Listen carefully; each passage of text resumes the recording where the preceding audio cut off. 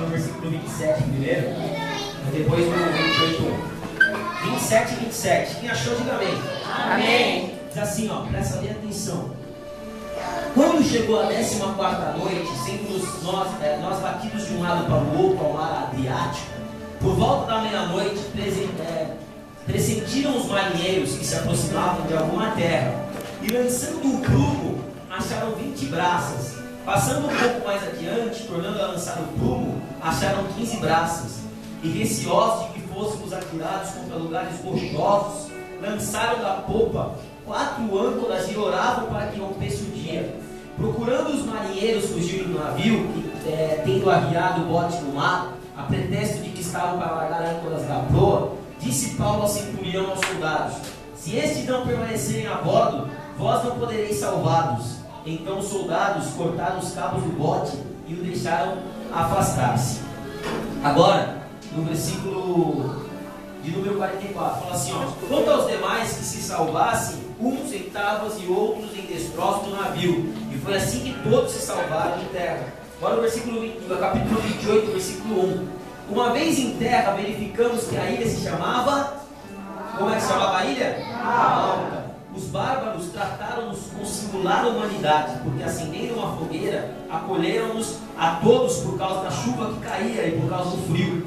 E tendo Paulo ajuntado e tirado a fogueira um feixe de gravetos, uma víbora, fugindo do calor, prendeu-se-lhe a mão. Quando os bárbaros viram a víbora pendente na mão dele, disseram uns aos outros: certamente este homem é assassino, porque salvo do mar, a justiça não o deixa viver. Porém ele, sacudindo o réptil no fogo, não sofreu mal nenhum, mas eles esperavam que ele viesse a inchar ou a cair morto de repente. Mas depois de muito esperar, vendo que nenhum mal lhe sucedia, mudando de parecer, diziam ser ele um Deus. Amém? Coloca a mão nessa palavra aí. Vamos orar. Senhor, nós te agradecemos por mais um culto. Te agradeço por todas as vidas que o Senhor trouxe aqui nessa noite. Eu tenho orado por essas vidas durante a semana, para que elas sejam também tocadas, para que não seja somente um culto, mas seja uma palavra que alimente, uma palavra que edifique, uma palavra que exorte, e que de alguma forma, Pai, essas pessoas sejam formadas em Cristo, nos sentimentos, nos pensamentos, nas atitudes, em todas as coisas, e que tudo que o Senhor fizer aqui, que eu sei que o Senhor vai fazer, toda a honra, toda a glória e todo louvor são teus, em nome de Jesus. Amém e amém. Amém? Pode se sentar. Aqui, queridos, é uma palavra muito forte, que é muito legal essa palavra. Por que essa palavra é muito legal? Olha para quem está do lado e fala assim: por quê? Porque essa palavra é muito legal. Essa palavra é muito legal. Vou falar por que ela é legal.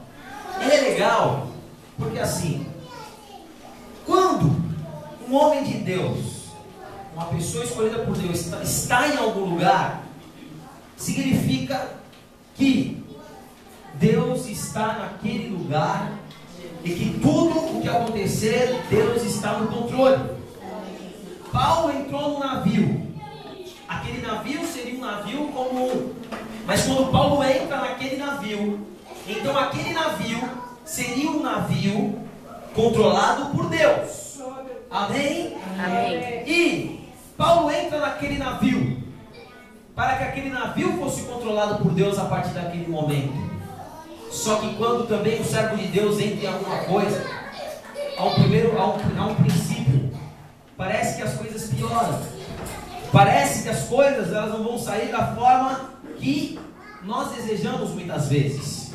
E Paulo, no primeiro momento, quando ele entra naquele navio, ele não imaginava que ele estava entrando naquele navio para viver um grande testemunho. Amém? Amém. E tem certas coisas que acontecem na nossa vida, que Deus permite que aconteça conosco, para virar um grande testemunho. Amém? Amém. Quando Paulo então entra naquele navio, a palavra de Deus fala que vem uma grande tempestade, e aquela tempestade queria afundar o navio, porque o desejo do inimigo era afundar o navio que Paulo estava, para parar a vida de Paulo. E quantas vezes que o inimigo quer afundar o navio da tua vida, para parar a obra que Deus tem na tua vida? Quantas vezes vêm as tempestades contra a tua vida, Quantas e quantas vezes parece que o tempo não fica bom para você, como o pessoal fala aí fora, parece que o tempo fechou. Amém? Olha para quem está no teu lado e fala, só parece que o tempo fechou. Amém? Por quê? Porque ainda que o tempo feche, ainda que venha as maiores tempestades das nossas vidas, nós sabemos que se nós estamos no barco, Jesus está conosco dentro desse barco. Nós sabemos que não tem tempestade que vai afundar o nosso barco. Amém? Porque quando Paulo ele estava naquele barco e veio as tempestades, então todo mundo ficou desesperado. A palavra de Deus fala que aquele navio era um navio cargueiro. E eles começaram a pegar as cargas do navio e jogar no mar. Todas as bagagens, as cargas, eles jogaram no mar a carga, para que o navio ficasse mais leve e então o navio conseguisse ficar ali flutuando. Porque quanto mais peso, mais o navio iria afundar. E há segredos espirituais dessa palavra, mas eu não vou demorar, porque eu sei que todo mundo tem que trabalhar amanhã. Mas assim, há segredos espirituais dessa palavra. Quantas e quantas vezes a nossa vida vai afundando porque nós estamos sobrecarregados.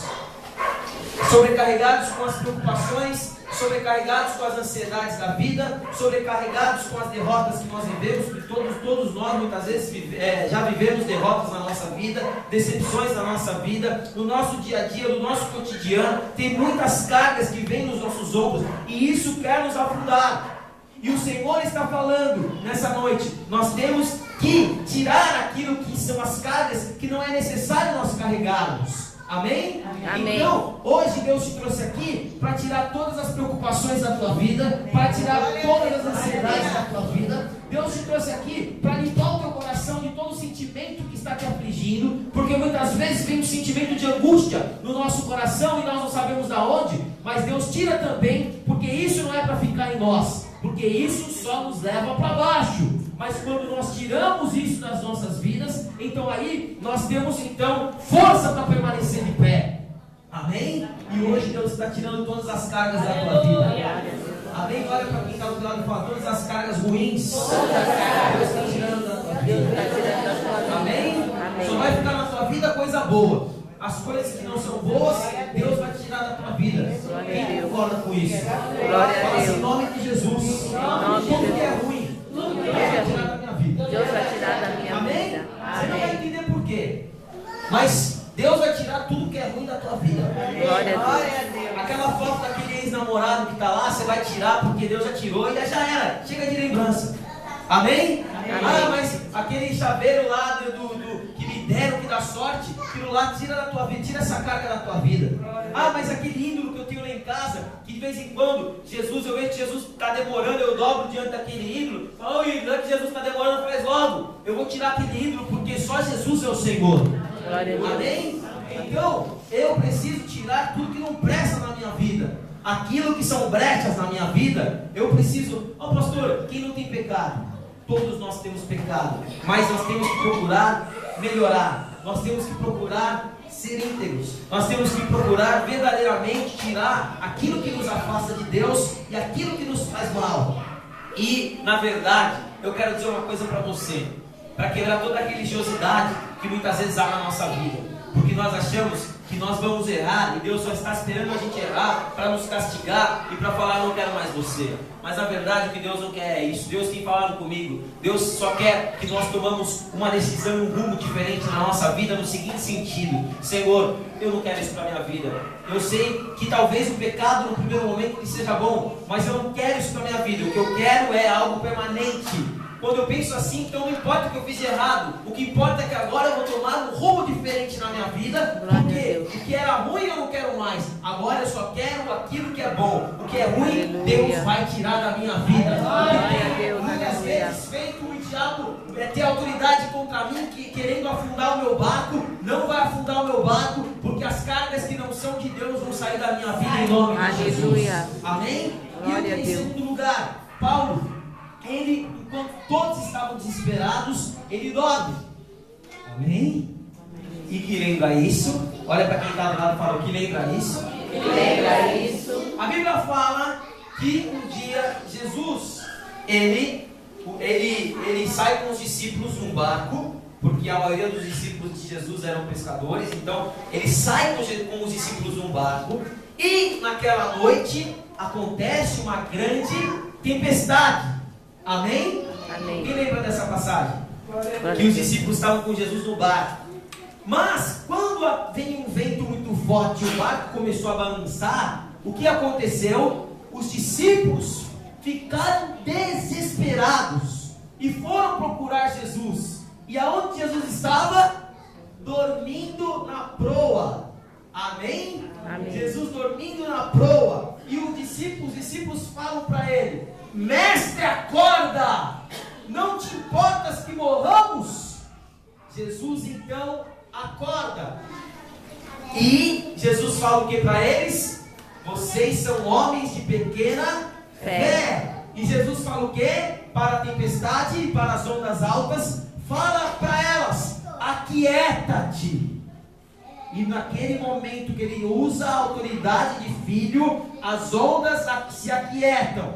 As ondas que estavam revoltas ficam tranquilas. E eu quero dizer para você uma coisa: foi exatamente o que aconteceu com Paulo, porque Paulo estava também num barco depois de muitos e muitos anos.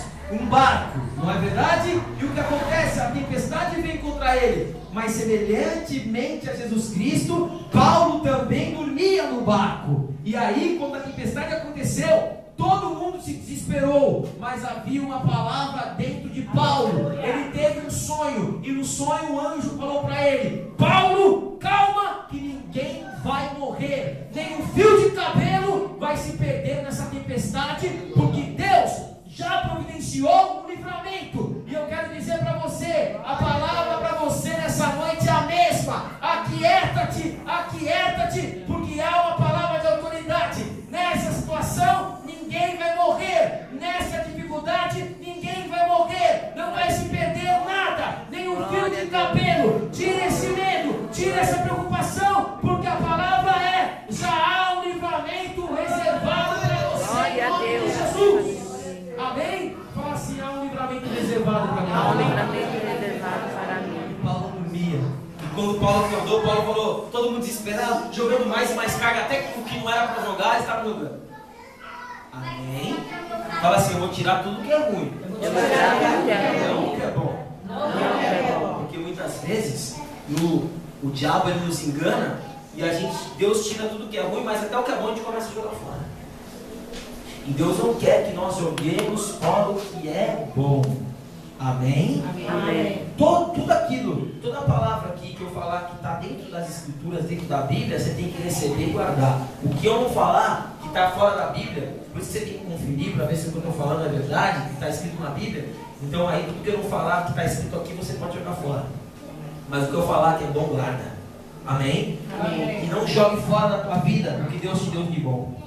Olha para quem está no tela e fala assim: não jogue